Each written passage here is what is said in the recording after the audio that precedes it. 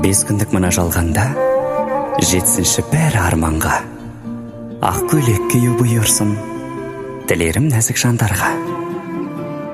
Сыйласын жара тәтті өмір, кешсе де бастан шақ небір. Бұйырсын ата байсалды, бұйырсын ене ақ көңіл. Шаттыққа бөлеп әр үйді, жарық қып тұрар фәниді. Атансын ана бол үшін, бұйырсын сүйеу сәбиді.